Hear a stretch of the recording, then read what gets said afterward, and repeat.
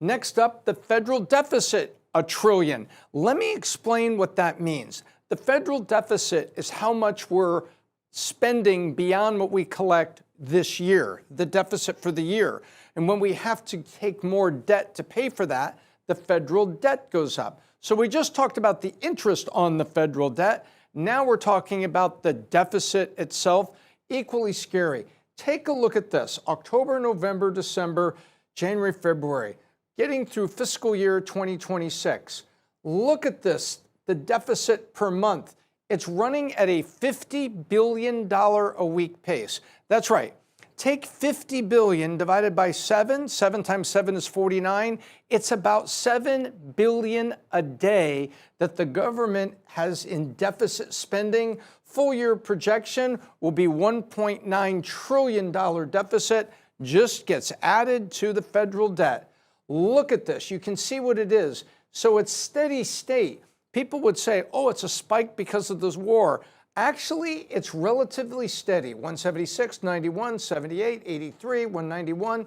Take a look at that. And the red line is the cumulative line that just in those 5 simple months, they've spent almost $1 trillion of it.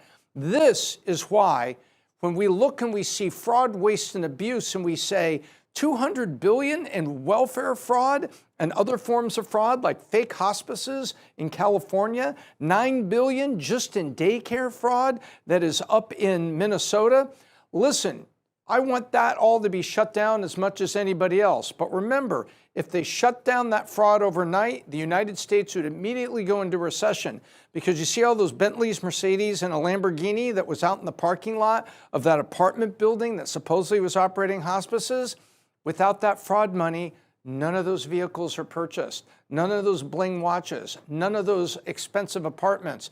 That fraud money is in the economy. The economy would go into a recession, even though it is more than the right thing to get rid of the fraud and to reduce the deficit. But a smaller America without all this spending is a smaller stock market and a smaller economy because the deficit spending is going somewhere. It's going right into that economy. And though those trillions and trillions, they get added to the debt that we're paying $1 trillion in interest a year on, and the burden that goes on to our sons, daughters, nieces, and nephews, and the future generations.